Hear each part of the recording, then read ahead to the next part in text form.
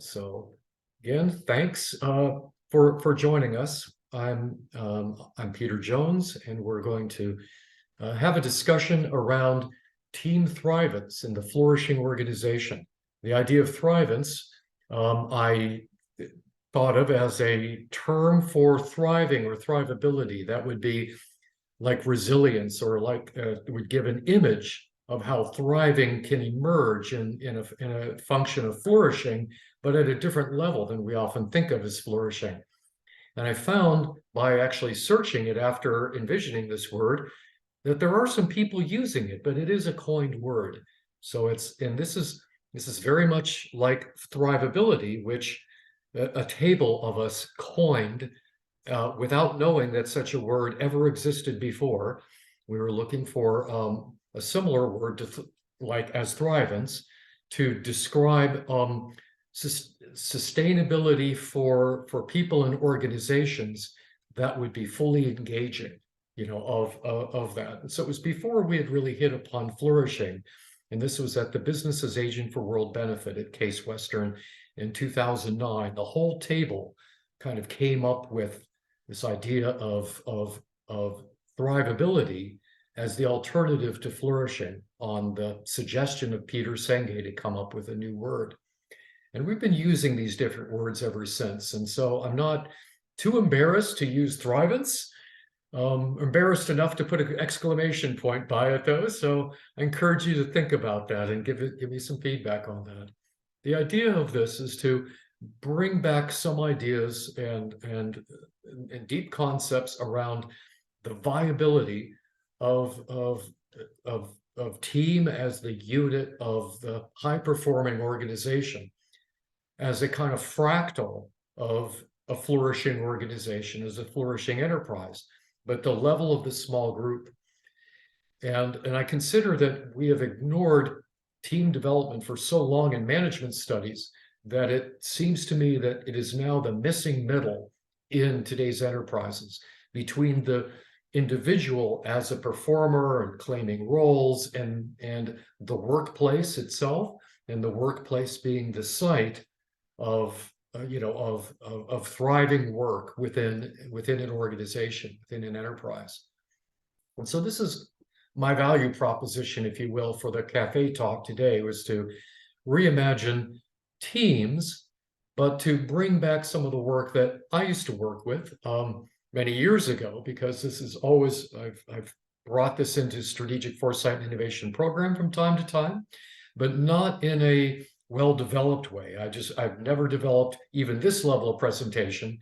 And today's presentation, I will say, is really, I pulled it together today out of the many ideas and bits and pieces that have been on my mind. And I just pulled it together, and I hope that, my hope is that, that this is fairly coherent, because this is my first attempt in many years at really bringing forward some old ideas and perhaps some new ideas around team Thrivance in this context.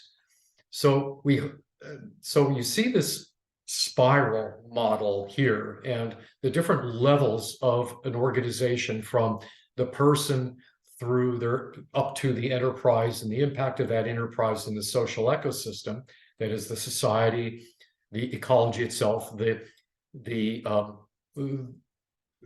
enterprise, or the workplace being a physically sited organization that has a home in a place, in a city. All of these locations and these sites are in essence social systems. And in many of the models we work with, we don't define the team as a stage of engagement, even between the person and the organization. But we do hold in our concepts this flourishing and sustainability as a concept for the organizational benefit to a society, to its ecosystems, as individual flourishing and organizational flourishing. The other stakeholders of the enterprise can be seen as part of this emergence of the positive potential and benefits of flourishing. And we also hold within our work in SSBMG and Flourishing Enterprise Institute, we've always had a good kind of basis in positive psychology of individual flourishing, revealed, as I would say, it's been more revealed in the focus on thrivability. A lot that's how I actually position thrivability versus flourishing as sustainability, is that we thrive as individuals, even though Corey Keyes and others have identified flourishing versus languishing for the individual. If everything is, if individuals can be either or, and organizations, it's in a lot of the systems work that, for example, Alexander Laszlo has done on thrivability. And yes, he's one of the several people that also coined the term after 2009. The focus on thrivability has often been from the organism in its environment that thrives and brings mutual thrivability as an energetic benefit, if you will, as a flourishing, as we could call it, when it emerges. But when we see these larger social systems, I see them as flourishing because they are much more about the emergence of the self-organizing system, and the individual is, they may be flourishing as well. But I think if we have a different theory and a term for them, it makes more sense, so that we can really study how individuals thrive or flourish versus organizations. I'm not sure that we have a unified field theory here, but the individual flourishing or thrivability is definitely a focus within the team. But then when we look at where agency is located within flourishing, it can be very vague. And there's the organization management theory of structuration. And from the standpoint of agency and structure, we emphasize in a lot of our innovation work and systemic management innovations, such as the flourishing business model, we emphasize the structure as the innovation much more than the performance in agency. And team development is a site of agency. It's individuals holding agency and mutually developing the team as an agent, even. So I'm going to talk about my friend Barry Heerman's work. Dr. Barry Heerman, I'll say a little bit more about in the next slides, but Barry's work, and he didn't use the term Thrivance, but Barry's work, he used the word spirit, and his model was team spirit. And his work endorses a scientific and systemic and spiritual development altogether within the person and the team. He had a body of work called Noble Purpose, which he had been working on for the last 20 years, and on team development called Team Spirit, which was developed in the 1990s. And so given a systemic theory of change for agency within an organization, or how agents can influence an organization, that organization or enterprise can influence the society, we could have multiple levels of positive revitalization in any enterprise, and different responses to agency, that is personal action, and involving different responses to structure, like process innovations. And so can we speak of persons as thriving in teams and small groups with an emergence of something like Thrivance, that is the thriving people leading to a thriving team. And Thrivance is being able to say that indeed is a measure of Thrivance, if you will. And organizations as flourishing in the socio, and the flourishing can be the mutualization, the mutual participation of all the stakeholders in a flourishing organization that can beget more flourishing. And so when our model of flourishing versus languishing comes from a multiple, say our model from Flourishing Enterprise Institute is based on this view that we've developed over many years and continue to use as kind of a basis for the flourishing business model, with flourishing human beings in a society and flourishing enterprises within an economy, leading to a flourishing society, environment, and economy overall. And that we can have a balance of growth towards towards flourishing or of kind of hiatus or even decline, from languishing to survival even. And Barry Heerman would have accepted this model very well. I've had conversations with him about our work in flourishing, its relationship to teens. It's a photograph of Barry in one of our walk and talks with some other friends from Serpent Mound in Ohio. Barry lived in Yellow Springs, and I lived not far on the outskirts of Ohio for many years. Barry was a close friend and a professional colleague in the area, and his work in organizational development had inspired my PhD work in innovation management. He had done his team spirit and organizational development work, and his development of a kind of spiritual basis for organizational development was all very much aligned with and in timed with the years from 1996 to 2000 when I worked on my PhD. Barry had died of Parkinson's disease in August 2021. We didn't have a chance to further develop his team spirit, given the kind of slow process and neurological decline of Parkinson's disease over most of a decade from when it started. But this is a picture of Barry from before his diagnosis and before that process had started. We were very engaged in more the noble purpose work from then, and the noble purpose work continues with a group of actually religious and spiritual leaders from around the world that I participate with when I can in monthly calls called the Noble Purpose Practice Group. So there is a kind of continuing community there. There isn't a continuing community in team spirit, though. They used to be combined within the same kind of community of organizational practice, if you will, when we had regular annual meetings. But the team spirit kind of dropped off, and there's some reasons for that. I'd like to bring it back. But just a little bit more about Barry, because he was a huge inspiration for me, and this might be one of the few videos that might be on the web that would say something about his career and his influence and inspiration. So he was maybe not a founding faculty, but a core faculty at the Union Institute in the graduate school. It mentored dozens of young professionals in their Union Institute PhD, where I got my PhD. Is a leading innovator from that work and from his leadership in universities in learner-centered education, which the Union Institute had developed starting from the 1960s. It was a learner, as the learner ourselves as learners were the chair of the doctoral committee. But it was actually harder to do, not easier for that, because you had to manage all the processes that normally a supervisor would do, and you had to keep your own course on your own program on track.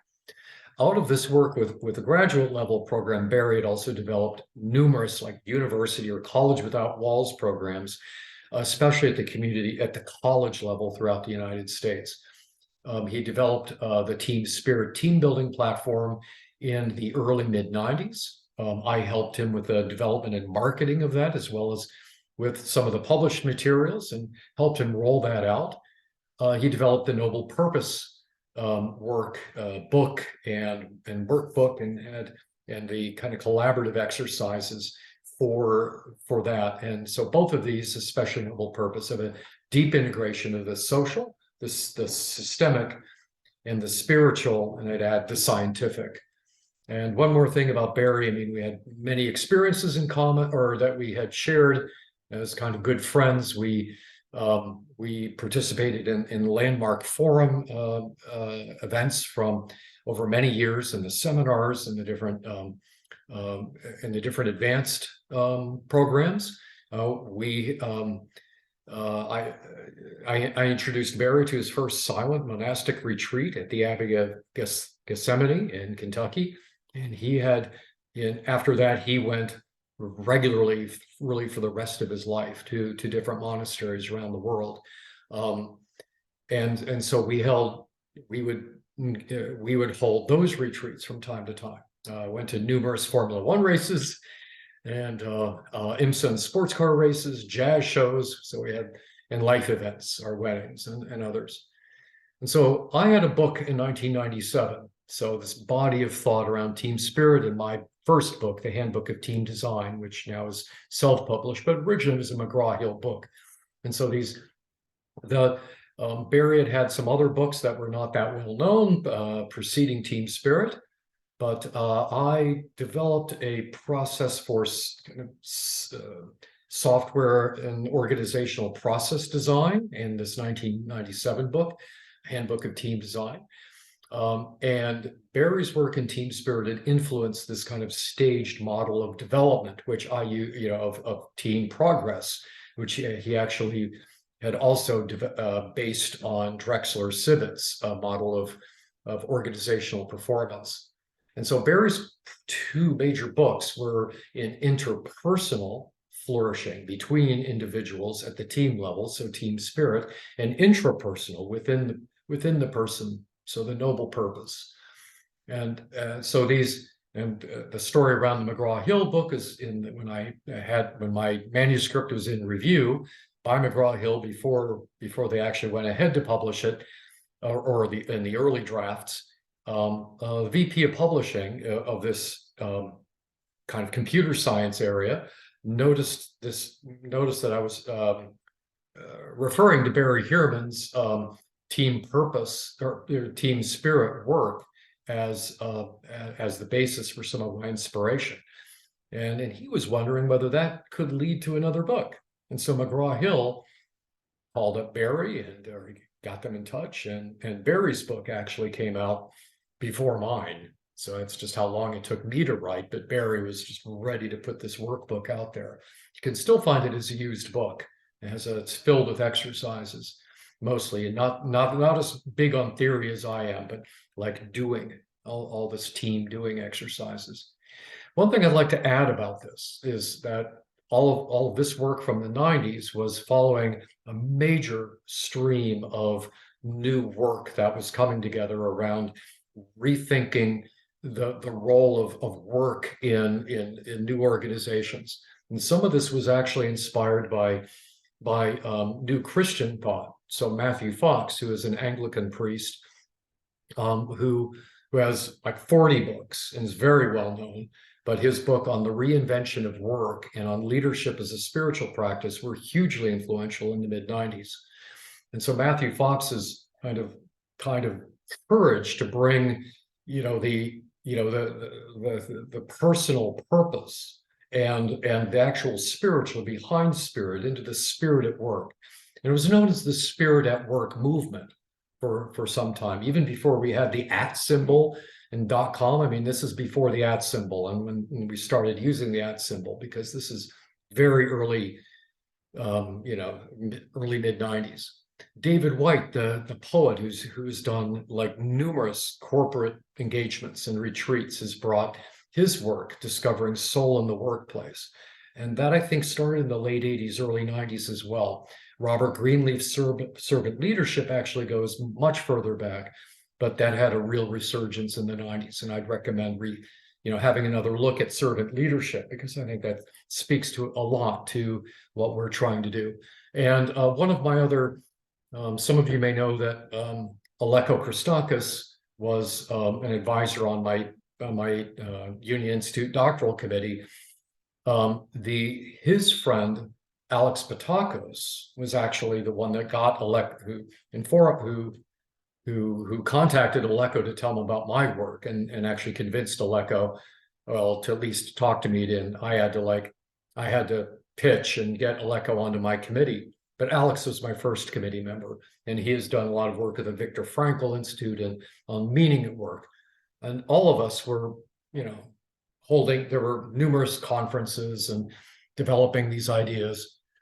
But I'd like to really talk about what this leads to, why I think that this is still really a site for innovation. So, and Barry, I think, had these ideas, which I'd like to try to kind of revitalize for us to get some feedback on these approaches. So I think there is a systemic management innovation here. And Barry here was an early thinker in systemic approaches to management process. He's much more onto agency, very humanistic, where we might be more structured. But he was integrating concepts that I think are very much aligned with flourishing. Again, the interpersonal, and for interpersonal flourishing for high potential teams, and intrapersonal for inner growth. And so the organizational development theory was based on Drexler and Sibbitt's team performance system, which goes back to, I think, the 1980s. He was very knowledgeable about that. In fact, David Sibbitt is also known as a leading visual thinker, and has visual templates that in some very real ways inform our systemic design toolkit and the design journeys tools. That David Sibbitt is probably one of the first innovators to actually develop these kinds of templates for collaborative engagement. And Barry had a few of those, but was not so much the structured person as I might have been. And Barry's focus on systems theory was drawn on Meg Wheatley's new work, which was also was just really quite was taking management studies by storm. Also in the mid-90s, her management and the new science work, and the new science of complexity and chaos theory. But she and Barry were also very much drawing on Eric Jansch's design for evolution and self-organizing principles. And so Eric Jansch was a partner with Hassan Özbekan and Christakis in a kind of systems thinking triad that were advising the original Club of Rome. And so Eric is one of the founders of the social systems school of systems theory. Now, the scientific basis for this approach to organizational development was based on living system theory and the relationship of an organism within their environment at multiple levels of coherence. And I think that could be developed much further, really. And then the spirit was not only the kind of spiritual aspects, which we might have had our own traditions that we were bringing into this. And so my own tradition is Anglo-Catholic, but also Taoist, and Barry is very much was Catholic, but also we were both contemplative, so that we spent a lot of time in meditation or in work in visiting different contemplative sites, the Benedictine monasteries. But there's also this other aspect of the jazz, the approach to the team is like a jazz ensemble. So there's love of jazz and improvised music by experts that could symbolize the performance of an engaged team. And so Barry's team spirit model has this strong kind of position or presentation, if you will, of consonance and dissonance, and that both are necessary. And I just love this picture of Bill Evans and the Miles Davis quintet of the jazz group spending so much time in their own work before they actually perform. So much of the team development is getting the feel for the team so that the performance of the team can be, can thrive as a performance, if you will, so we can perform together. So that sketch that I had played on before with the red terms is mine. This is Barry's. The team spirit spiral has 5 phases that are kind of spiraling around service, where service is really the purpose. And so the spiral is the heart of the concept. And the team spirit spiral shows the performance stages from initiating through visioning, claiming, celebrating, and letting go. With service at the center. Service is for the team to define and hold for themselves as the guiding purpose for their contribution and who they're contributing to. And in a sense, in the flourishing business model, service to the stakeholders of the entire ecosystem could be how we would see that. And that's very different than like service to the planet, which I think gets quite abstract, and we don't really know what we mean by that. We wouldn't really put it like that. But when we ask who we are in service to, and it can be it is ecosystem, and we define that as ecosystem actors. And so the ecosystem actors can be customers and other organizations, cities and municipalities and people who live and work in them, and the flora and fauna and water life and the quality of the environment are also stakeholders that we're in specific service to. And so I don't have too many more connections to that, but I think the essence of service is who we're in service to and how that unfolds. And so these stages can be represented as just briefly, I mean, they are kind of what they sound like.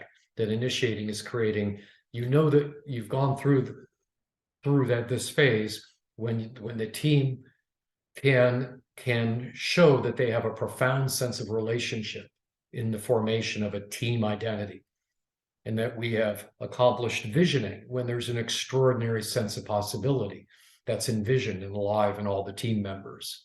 So there are processes for that. But when we have completed visioning, it isn't that we have a vision, it's that we have a sense of possibility that the vision inspires. The claiming is this process of claiming roles and leadership, ownership, and taking action in service. So team, that's supposed to be members, not the smoldering embers, but holding solidarity in their purpose. And that is that we have a whole, so we've gone through claiming. When we're done with claiming our roles and we've kind of argued, negotiated, and have that ownership, and that we're assured in our sense of accomplishment. And that continues. And then these last two stages are deliberative, that is, or they are co-created by the team. Celebrating is the presence of appreciation. And as Barry would say, awe and wonder. If you don't have, you have to create space and actually create opportunities, but also the celebration itself, so that awe and wonder can appear, and so that you can celebrate your contribution and the spirit quality of the team, and letting go. And it isn't that this is a phase that has to be done. It's usually, I think, really before celebrating, because it creates the freedom to really own the accomplishment. And letting go is you can think of this as the feedback back to the system. And it creates a sense of personal freedom and completion from being forthright, having integrity. And so these are the actual kind of term or definitions, if you will. Creating a sense of belonging and initiating, creating a vision or purpose as a group, identifying, aligning with available roles and goals in claiming, gaining organizational support, identifying the competencies that are necessary. There could be multiple stages within claiming, celebrating, and letting go. And so there's a lot of work in the training. So in the team spirit training was, as I remember, as I led a number of these trainings, were at least 2 full days or 4 half days within an organization. They're very intensive, and the letting go was the toughest one, because you had to construct I statements around real issues that were expressed to somebody, not necessarily the person you had the issue with, but to be able to work on being able to express what was normally withheld, so that the team could really thrive even more. So I'd like to compare team spirit with Tuckman. If you're with me up to this point, some of you may know of the Tuckman forming, storming, norming, performing model, because it's pretty, it has a lot of history. It goes back to 1965, the reference for that, development sequence in small groups. Tuckman had actually done some further validation of that. There were a couple papers in the 70s, but this is really a venerable model. And it's the one that's still in most common use. So and here's my critique of it, is that the Tuckman model is a descriptive process. It was always meant to be, and it doesn't give you any power for innovation to help lead groups, teams, or to build the team. It's a descriptive process of stages that teams are observed to go through before they can become, suitably effective. And I think it's been in use for so long that we just kind of assume it's true. And there's no real fact basis to this. I mean, some of the later papers that did reviews on group performance, there's very fuzzy research around even trying to nail down whether these were in fact the kind of stages. Sure, these can be observed in teams if you observe them long enough, but there's no real rigorous research on this. This is just kind of a practice, or it's an observation of practice. And it's a passive approach. So it does nothing to improve team performance to identify these stages. So forming can also be seen as an orientation toward the initial formation of team identity. It is, how do we orient ourselves to what Barry calls initiating?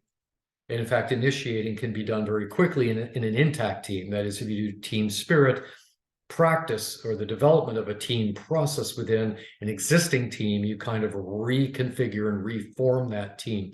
That's something we have. There are practices for that, but not a lot of theory.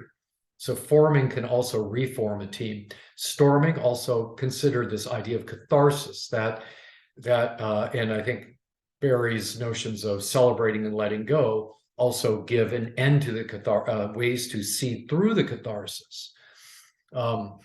But this is very much like the claiming stage, but it doesn't tell you how to get through storming, where claiming does. So this is in the clash of claiming roles as team norms are determined, and then team norms develop a kind of testing of norms and then agreement on the roles within the team going forward, and then performing is a focus on action. And there's a little bit more to say on that, is that, forming is the initial stage, and social relationships are established. The conflicts occur within storming, and conflicts between members and leadership occur in the storming phase as well, struggling to define what the direction might be. And storming could be very complex, but this and norming are really combined in claiming. And so, like I said, with claiming, I think there could be many levels even within claiming. And then norming is recognizing shared interests and the necessity for norms. So then performing sounds like there could be more innovation here in developing processes for cooperation, working through group problems. A team identity is formed, but the team spirit process is generative. That is, the team creates every phase in the spiral themselves. They self-organize their way through the spiral. The spiral is a heuristic for an understanding of how the team can progress, how they can develop their own performance, and to feel, confident that each stage is going to have its own value, contributing to Thrivance, whatever. So if you're with me through here, there's another point of this. I won't read the detail here, but there's a scan of a page in Barry's book, Building Team Spirit, on the consonances and dissonances of the different phases of the spiral. In other words, the values that are associated with positive reinforcing towards beneficent, or preferred values that you could call consonant with team harmony and with the team vision, and dissonances, which may be feelings and values and even emotional contexts, which are indicative of the dissipation of values or of conflict with those values. And so part of the generativity of a team development process, and part of why it's systemic, is that at each of these phases, the team can recognize and assess and do. There's actually an assessment tool for this as well, and they can assess to see how the team is performing and how they feel in terms of their response to these kinds of values, and you can expand upon these values. And what I call the humanistic core of team spirit suggests that these are played together like a jazz improvisation, where there will definitely be dissonant notes that especially jazz music, as well as quite a bit of classical, but complex music played in ensemble has not accidental dissonance, but composed dissonance that creates interest and variability, and the edges for which the mood and the nuances of learning and learning and the awe and wonder can come forth out of that. So it isn't just a work system. Jazz performers in ensemble are not up there working. It's a performance. It's kind of a magical process when you really look at how it comes together. But they do play off not only the consonance and dissonance within the performance, but the spaces. Barry's favorite jazz musician, probably by far, was Miles Davis, and he quotes in the book, Miles Davis's observations about the necessity in all of his groups to not play what's there, but to play what's not there, to not play the notes. Anyone can play that, but to play what's between the notes, to play away from the notes, to work with the silence and all that. And so trying to get that idea in here. It's not something that's easy to construct as a process, right? But in other words, it has to be expressed and done. So the dissonances are not wrong, but they're feedback into the system as well. So like, especially letting go and celebrating, we have feedback into how we're doing. And these are tonalities that must be expressed in a human system so that we can find resolution in their kind of harmonious performance. And this resonates a lot to my appreciation of Taoism, right? As well, that you have the yin and the yang. You have to have the complexity of the paradox. You have to have all sides participating. You have to take into account, a harmony isn't necessarily a harmony where everything is in perfect harmonious, major key, but it is within the performance itself. There's this dynamic edge of both of these, and teams are like that. You have good days and you have some bad days.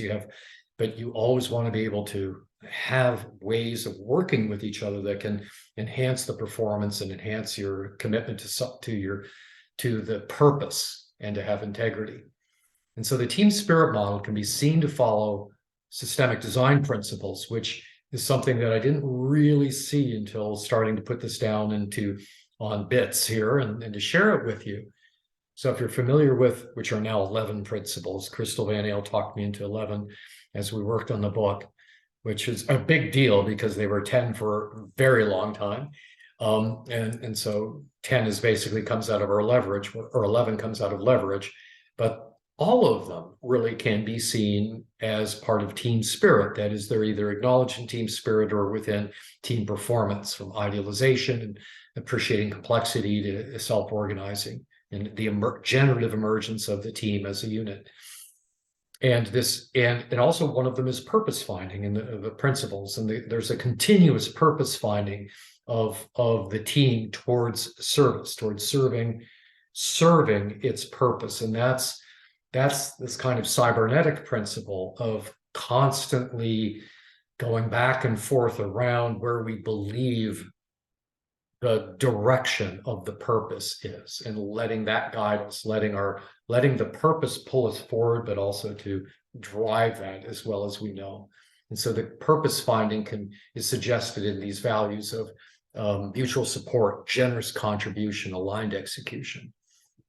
And so,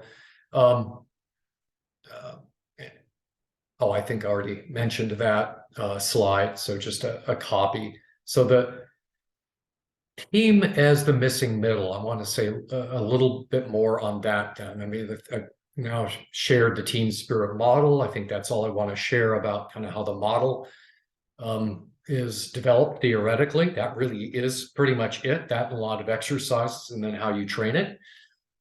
And so there's still really a lot more that could be done.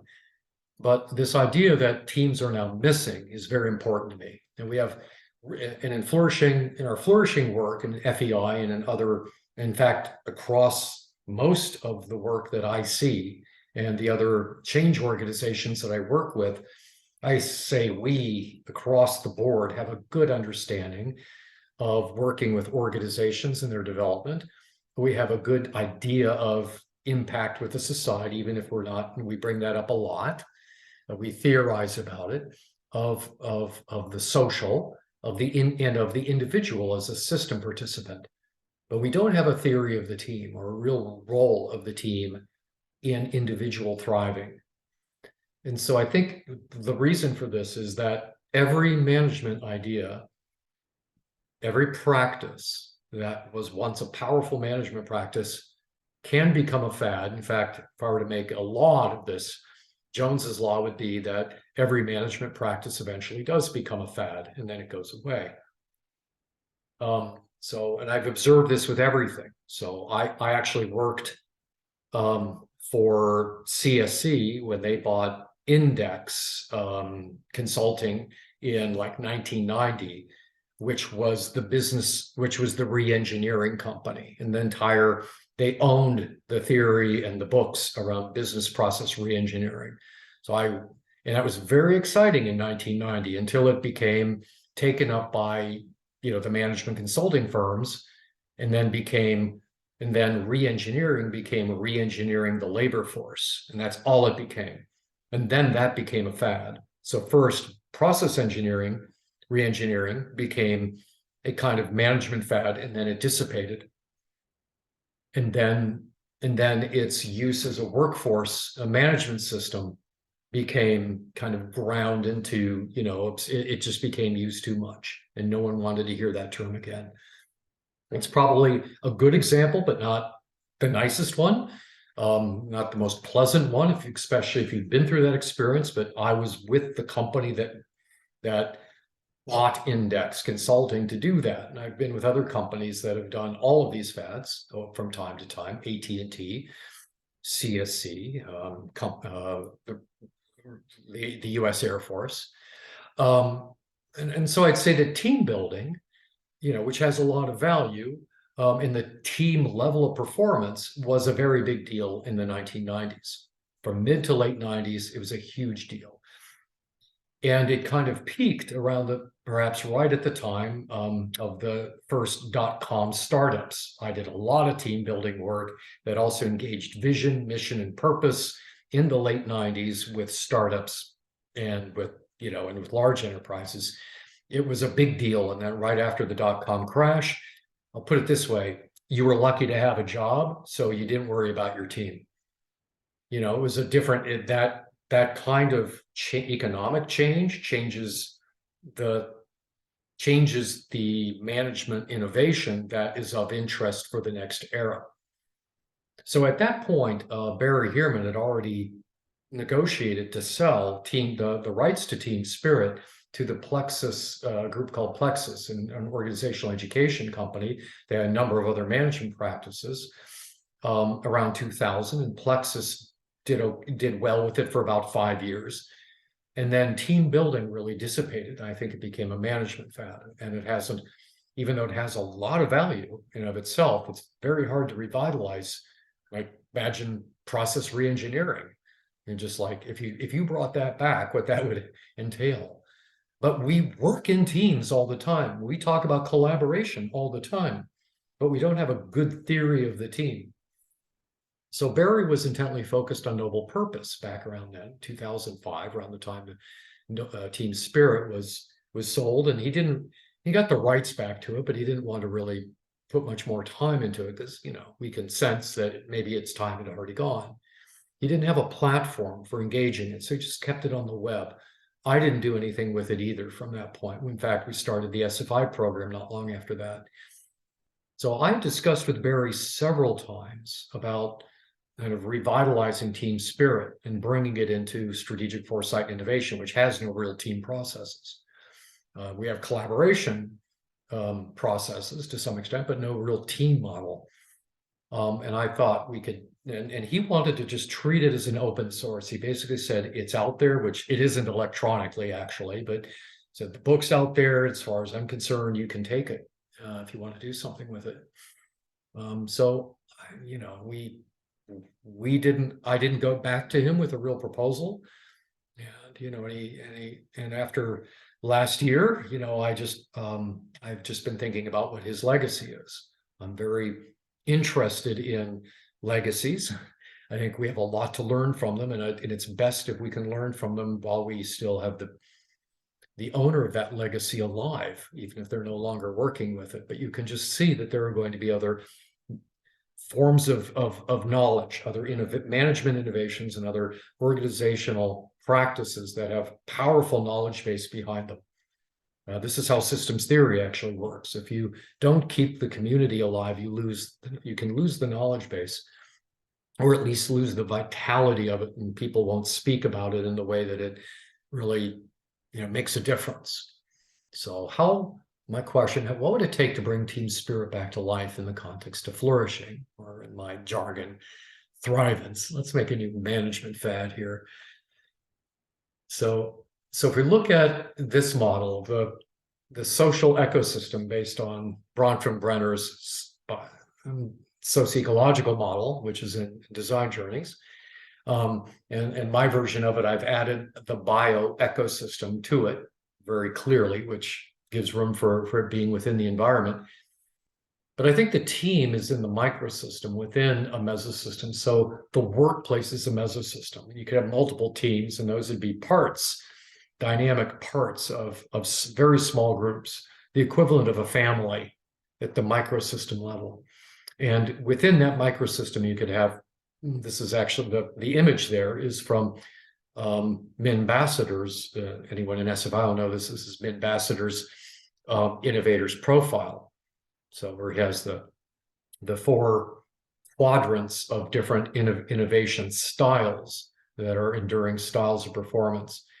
And then if we look at the team then as being in this microsystem, we can take it within the microsystem to like this inner level. And so it's the missing middle from the individual to the workplace as microsystem. It really fills that in. And then we could look at the values, as you see in this model of the criteria for flourishing.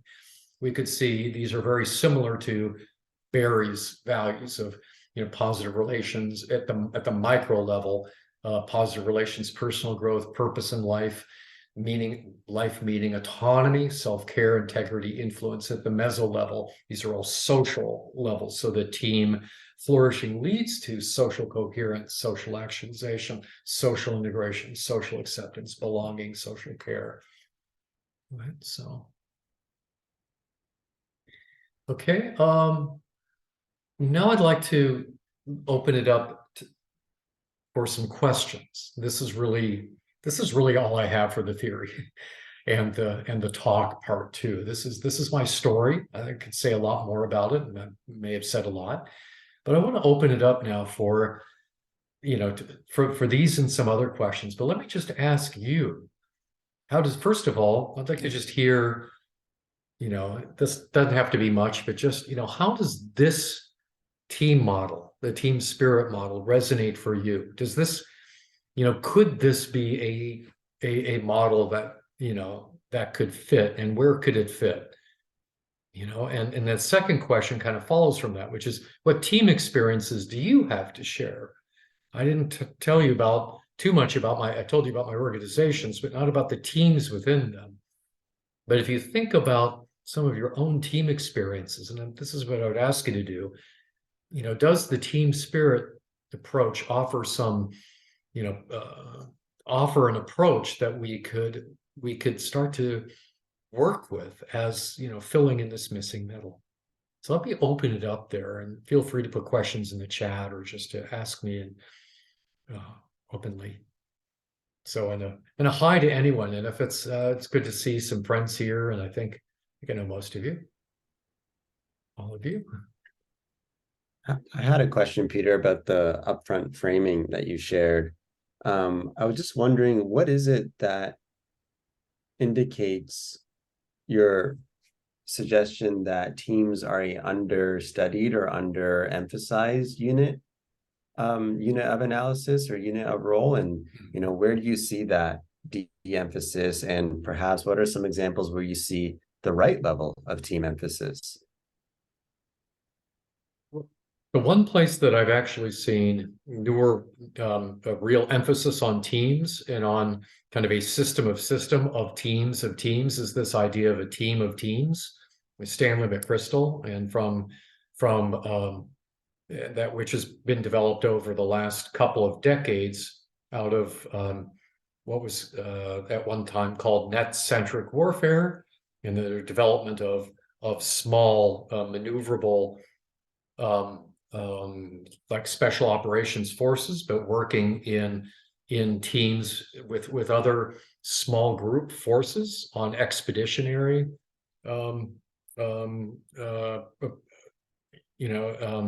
at the expeditionary level, not at in small wars or in smaller even covert engagements. And so the whole model of high performance in the US Army in particular was formed around the team level as the unit of coherent performance in special operations. And of course, the soldiers are all trained very much to a high performing level, but their ability to perform as teams is very well developed. I'd say that that's probably one of the most recent models. There was a real emphasis in the late 90s and even the early 2000s on learning from sports teams and on carrying that forward into organizations. But that hasn't continued that I've seen, at least not in the popular management literature. Now, I haven't done a recent literature review, but when I have looked for good team articles to bring into SFI for discussion around past workshops that we've done, the best article that I found was on the 7 dysfunctions of teams. I think it's the 7, not 5. Forget the author. There's a book on that too, which is interesting, but it's actually kind of gives you an idea. Even like, to me, it almost follows the McLuhan tetrad. Is that the development of teams was brought into strong figuration, and it became very prevalent during a certain period of time, and then it got pushed to an extreme, right? So that's what happens in the McLuhan tetrad, is that when a medium is pushed all the way to its extreme, it reverses. And it reverses, it actually goes into an anti-form. And so you have these dysfunctions of teams. Now that became a popular publication. And then, of course, it's also inherent in McLuhan that you then have the retrieval of an old medium as an art form. And that's kind of where I'm coming from with this idea of Thrivance. I'm trying to bring it out in a way that it will be something different, and it will be perhaps take it into. And I'm not sure I'm the one to bring the art to it. I'm bringing the theory to it, but I would say that McChrystal's team of teams and the notion of the team dysfunctions. The idea of the team dysfunctions is that if you can harmonize those dissonances, you can have a high-performing team. But I haven't seen any other new team building models. So I'm sure there's other team research, but it hasn't been an area that I've seen a lot of citations to or recent development. So it feels like a lull, like it feels like bringing it back is a retrieval of an art form. Right. I think there's a popular visual of that Spotify model a lot of people reference. I don't know if you've seen that, where it's like basically you're crossing teams. So especially in the software development or in the tech space, you always have a mixture of devs and product managers and cross-functional teams, basically is the essence of it. That might be a good model, of course, in software development. You have paired programming, and you have this kind of mix of individuals. And an agile team is not formed in the same way that this is. And I don't know what relationships there might be. I'd also say that's a well-developed practice. And I don't know if there's any new work on that. Mm-hmm. Eva has her hand up. I'd like to hear your questions. Pick that up too. Hi, nice to see you again. I was wondering, how long is your study? Because it's very timely. A lot of people are talking about it. And I'm just wondering, because of the depth of information that you do presented, I was wondering if you partnered it with any partner field research or yeah, whatsoever. Because I think your model, the team model, were quite resonating. Because I think that a lot of people are trying to solve the subculture problem. I also wonder who you partner with to research or how you kind of get those sort of inside information. But also wondering if you test out your model so they Yeah. work. Well, we tested Team Spirit a long time ago. I mean, that's part of it, is that it reached a level of credibility that the Plexus Corporation, bought it out, and then they ran with it for a while. And then as a product, it became difficult to maintain the platform without Barry. And I think that's also part of it. It's one thing if it's going to be a fad without the leader, once it becomes a management fad, its days are going to decline. If Barry had continued to lead it, he probably would have continued to sustain it. But once he turned it over to Plexus, it just kind of drifted. And so it sat there so I think you're right that it could actually be developed through some partnership. I'm interested in taking this forward through the Flourishing Enterprise. So that's actually one of the purposes of this group too, the cafe. And so I think through other talks over the last year, we have also presented other kinds of management innovations that have the potential to be developed. And in some ways, it feels like we're just seeing what might resonate and to see what might have a good energy for a possible client. And so the way to take this forward with a client would be to say, well, we have a kind of a legacy platform, and we have some new ideas for the presentation of these. They could be developed in a workshop form, and we could try that workshop out with a small team of us. That would be, if you could get funding for the workshop, or even if we could do it on a lightweight basis without the funding to try to prove the value of it. And I think the people who are in this call are exactly the kind of people who might, I know Kirk, I've done this work with Kirk Weigand, and Zad, might have some ideas on this. So, I think we're actually people that could actually take this somewhere. Yeah, like testing in a lab would be great with a workshop or partner. Yeah, a studio. See, I would call that a studio. So we bring in different, I think the way to test it out, the lab would be kind of what we're doing right here. So the lab would be without even bringing any clients in. Then the next stage would be bringing a few different possible clients in to co-create with us. And once we've got something formed that we're happy with. That's where I'm a little uncomfortable. I kind of feel like it need a little bit more theory development and theory debate before you bring it to the client. Having workshop or studio to jam it together is amazing. It helps to refine. But once it's refined and you get more collective knowledge understanding, I think you need a theory debate to kind of grind it a little bit more. Yeah. No, I completely agree with you. I think that would be great to do as the next steps. And I think also another person who's interested, who may not have the time to do too much developmental work, but it certainly is my partner, Randy Sod, with Flourishing Enterprise Institute, because he and I are doing work with municipalities. And I don't think Griffin Lubier is with us. I don't think Griff was able to join us. He's trying to finish up his term. But with Griff and with Manuel Reamer as well, we're doing research with municipalities on the development of their organizations. And I just say that's also one of the kind of missing aspects within public sector organizations, is a stronger focus on team. And my observation, and this isn't the same everywhere, and I'm not saying this comes out of our research, but it is kind of a missing unit of analysis within public sector organizations, that in public sector, you may work within a department and can be fairly hierarchical.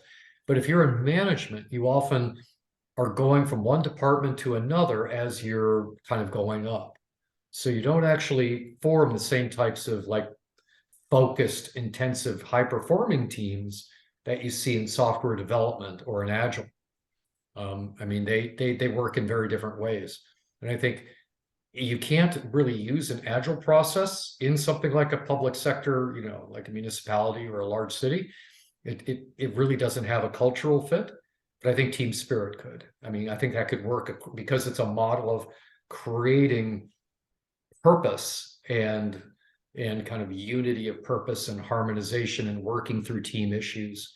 I think there are a lot of there's a lot of exercises in Barry's book that could be they're from the 90s. I'll just say there's a lot of they could be brought up into some kind of, like you said, branding. They could be reconsidered and brought up with a little bit of design support. They could become very, you know, very current. Thank you. Yeah, thanks for asking. And maybe we can follow up with people that are interested, because that's exactly kind of where we're hoping this cafe would go to. The whole cafe talks is to find different opportunities to collaborate. And I think so much has already been done on like the flourishing business model and people that are already working with that. It's like if you're not already using that or ever there, it may not have seemed really clear what else we were working on. And this is one that I think could really become a kind of product. And it could become a kind of cooperative brand, you know. So Flourishing Enterprise Institute could kind of hold the creative commons for the brand, if you will, and then it could be cross-licensed to people to use it in a more open source kind of way. Zad, what do you think about that as a business model? You mean the studio analysis of it? Oh no, the taking team spirit into developing it kind of in our lab within the cafe with a group of people, hosting it through FEI, and then open sourcing it so that FEI kind of holds the brand similar to the flourishing business model, and that we don't just download it and give it away. There could be parts that are, but you kind of have to go through, you know, a membership process, and then, you know, you could go through, you know, you could, like the systemic design toolkit, similar to that, where you'd have, you could get the tools and you could try them out and you could give some feedback, and then the next level down, you know, you buy the book or you get the whole toolkit, and then you train up. You know, I'm not saying they even used to certify people. I mean, they definitely, I have certification. I used to run the certification. I'm not saying we'd go there, but more the FEI model, which is to develop the innovation process. Right. Yeah, I think that reminds me of the examples. Again, I'm bringing software examples, but it reminds me of like what Gabe and them were doing at Code for Canada, for example. They would get government department sponsors to sponsor fellows. Those fellows would then be integrated into the government. So I'm not saying it's the exact same, but what could be interesting is if FEI had a sponsoring team, basically, or organization that wanted to sponsor or look at what does it look like when we deploy our team through Team Spirit, and that then becomes the case study that is open sourced. Could be a variation of what you were describing. Yeah. That might be. So it wouldn't take that much in terms of financing, in terms of a grant. It would take more the commitment to see it through. That's right. Yeah. It'd be nice to have the money, but yeah, I mean, it'd mostly be getting the listening post, to having a big organization do something with it. Yeah, if it's the director, whoever's you know that has the control of the outcome or the approval to the outcome of that team's goal, would they be interested in sponsoring that team in the Team Spirit working mode as an open source case study, if that transparency also brings recognition to their work? Could be a two-way mutual benefit. Yeah. That makes sense. Could be certainly published on about the development of that. Could just even the developmental process and working on it will start to put shape to things like, you know, the new name, the treatment of its legacy, kind of the appropriate activities, its relationship to other team process models, anchoring it really in Yach's design for evolution. And for example, in Meg Wheatley's theory of change work. I mean, there's a lot more that could be done on the systemic aspects of it. Kirk, you've got your hand. Yeah. Hi, hi everyone. Just wanted to put a few points in. When I was with the Air Force Research Lab, I managed several teams, and I used the book that I put in the chat, The Wisdom of Teams by Katzenbach and Smith. They did a evidence-based study of high-performing corporate teams, and they distilled it down to I don't know, it's a set of 7 or 8 key things that are needed. You know, it's almost like a checklist. In fact, in the back of the book, they actually have the checklist. And I noticed this book's for sale on Abe Books for $4 now. The fad has run, and you know, it's hard to even find it. I think it's out of print, so it's a be used book. And then at the other extreme, I've been reading stuff on democracy, and really interested in this book by Cormac Russell. I put it in the chat, called Rekindling Democracy. He doesn't even mention teams in there, but it's all about asset-based culture of building teams. So it makes me think, when I look at your rings building out, there's this whole eco to macro system perspective, but like what Eva was saying, there's also a cultural, I would almost think it's like an orthogonal dimension. So like moving out, there's also a cultural dimension of building out the sense of ownership, which I think is sort of gets to the team spirit and Harrison Owens, you know, organizational spirit. And Indeed, yeah, that's right. He used the term spirit in his most known book. Heroes versus Chronos, and yes. So thinking about the culture as a separate dimension, because it's almost like you have the individual, you have the institutions at various levels, and then you have the communities that are sort of manage the culture, if you will. Manage is a poorly chosen word, but enculturate, you know, the enculturation of a spiritually motivated team. Because a lot of the teams I was on, they didn't have all of the things that Katzenbach and Smith said you should have. Like, we were not empowered. It was maddening, you know. I'd even go to the, you know, top management and say, I need this, and he'd be like, sorry, man. Go do it anyway. You know. So yeah, you had agency, but not coherence of, you know, multiple participants. Yeah, I remember in some of our work that, yeah, we were, every now and again, we were able to get a team of 3 or 4 together to work on something, and we'd be lucky if we could hold them together for a month. Yeah. But I really like the team spirit work. I'm glad you brought up Barry Herman's work, and I did some work with the team mandalas and roles versus people, you know, roles versus people, and fill out the matrix and things like that.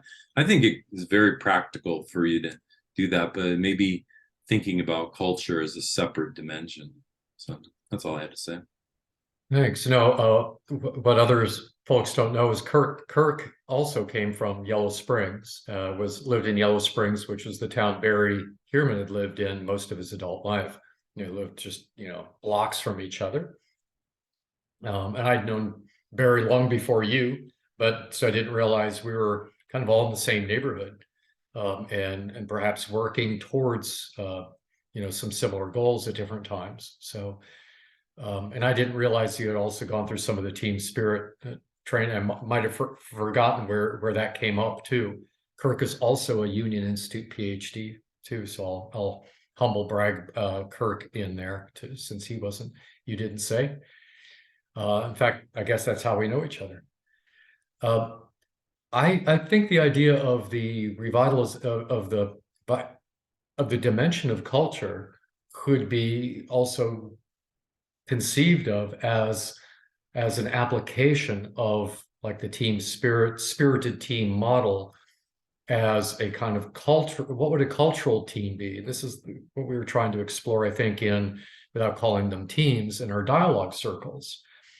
Although we never really had an intention of influencing culture, we did in the Indigenize or Die. There was a almost 3-year series of Indigenous talking circles, which did have as its intention influencing culture and even public policy in Toronto with indigenization. That is to reclaim our own indigeneity, to participate, to learn about the treaties and from elders and their culture, and then to find harmonies between our cultures and to influence culture. And we used a circle model there. I guess we would say that isn't really a working group like a team, but the teams were the groups that put those talking circles on. So there is this kind of team, and perhaps if we had held those teams together, which is what I know the Indigenous organizer really wanted to see happen, was that we could kind of maintain the energy of that core team work and to keep that like as a model for activism. And that could have influenced culture. So maybe if we took some of these ideas of how teams how teams then worked with other levels of the system and had impact on those levels of the system, we could then have a better kind of representation of our theory of change to organizations that are like, well, yeah, we'd like to have more, high performance teams and people and really appreciating their work together in the workplace. And, we also have these kind of really big goals that we're working on. But yeah, there's no reason that the small group doesn't have social impact. It's what Margaret Mead said in the quote that Peter Block uses in his work on his book on community, the practice of belonging. The well-known Margaret Mead quote of "Don't ever doubt that a small group can change the world. In fact, it's the only thing that ever has." And so that would be a committed team as well. So I think there's a lot we could explore here. There's anyone else that would like to share either a team experience or, even like this, where do you see the absence of thriving teams today as well, where you might have, what's the cost of having weak teams? I think one thing that comes to mind for me is the size of teams. I think you hit at that, Peter, in some elements. It feels like when it's a really large team, there's this loss of ownership or accountability or responsibility that you might want to take on, because it's kind of like, okay, who's up for grabs for that action or that forward, that initiative. And when it's smaller, obviously there's a little less ability to do that. And that's why people feel like when they're in those small groups, they'll often say that the term "I wear multiple hats" or elements like that. So I think size plays a role in this, and finding the right size itself is almost a musical aspect, because you're dancing with your organization now. The team is trying to harmonize with the larger organization that is contained within, in terms of finding the right size. Too much, too little. Too much, nothing gets done. Too little, you can't do it all. Finding the right fit like that is a bit of the jazz metaphor that you were playing with. Oh, that's great. Yeah. That really kind of brings it to life in my mind. I didn't really see the jazz quartet, like kind of the core team, as kind of working and performing and then performing in a larger group. And so you do have that kind of, like in big band, you sometimes have you'll have a core, you'll have Buddy Rich, or the drummer, or the sax or trumpet player as the band leader, and a core that is actually leading the whole ensemble. So I think this could be done in a really fun way too, and also tailored to the type of organization.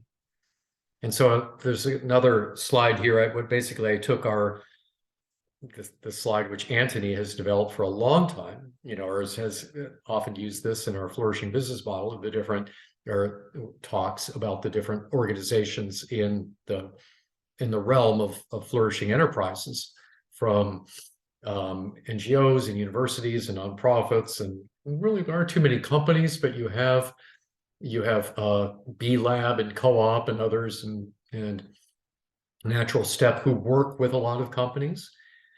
But it's like, do these enterprises heart teams? What are the, that's it. I just, when I look at the work that we've done at the organizational level in Flourishing Enterprise, it's very much about the co-production of the enterprise. And yeah, we're always working in small groups in the training or in the flourishing business model and all that, but we're not working at the development of high-performing small groups as teams within that. So there might also be a way in which we develop the team model and the team skills within a company that we're working with on enterprise evolution, or the flourishing business, the FESDM, or the other processes that we use, that there's a team capacity building that we could adapt from our own toolkits. So if we develop the toolkit as a community practice kind of thing from here, that could be, sometimes you never know what is really going to be the thing that inspires your client. It's been like, oh, we need that too, and you can do both of those. So seriously, so what's the possibility of innovation? And here I'd like to just end on this as kind of a high note, that I think that the teams can be a site for system innovation. The model here that some of you may know, or if you don't, the image here is from Ambassadors Innovators profile, which we use in the orientation process for the SFI Master Design Program. It's ambassadorprofile.com. You can pay a fee and get your own profile done, and these can be done within groups. This is a whole other thing which I train and teach as well, and I just didn't have time to bring this in, but I did want to close it and say we also have this tool. We have a great relationship with ambassadors and the ambassador program, and this is another tool that it's not open source, but it's pretty accessible. And so between like Team Spirit for the team practices and Ambassador for the team composition and the approach to innovation, we'd have yet another, we've got some very powerful tools here. And so the how might we here is, retrieving the deep knowledge of team design, performance as a management practice, and work coming to organizations in their purpose toward flourishing from different angles. Because as some of us have found, not everybody is ready to go to a flourishing business model. And so there are a lot of systemic management innovations, and Team Spirit has been designed to be very systemic. That wasn't the language that it led with at the time, although there was quite a bit in there. It wasn't developed with a lot of wordiness, which is probably not what we should do anyway. I think that's a good lesson from Barry, is to let the inspiration carry it, let the doing of it carry it. And those of us who like to write this stuff up can write up another article, but I think we can make this a set of practices that can be learned and used within to inspire and engage teams within all types of organizations. So does anybody have any other questions before we close, or any other comments for me? To thank you for your attention today and for participating. I'll take the liberty to post something on this, as well as to host the video and to post something on the FEI website. As we go into next year, into 2023, we're going to have some new speakers. I've kind of built up the cafe talks from here because I had a series of things I wanted to share about, and to kind of and for me to get a sense of how we might really bring back a speaker platform. And we have several people that are interested in leading the next cafe sessions. So as we get into from January on, we're going to have some other some other presenters, including I'd mentioned Griffin Lubier and Ramaz Mohammed, who are working with us on the City of Kitchener research. And I think they're for February.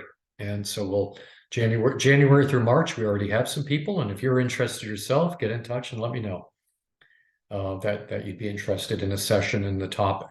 And we can, I'll take this a little bit further in some of our work from here, and feel free to follow up with me if you'd like to follow up directly, as always. So have a great holiday season, everybody. If I don't see you until then, we'll see you in the new year, and be very well.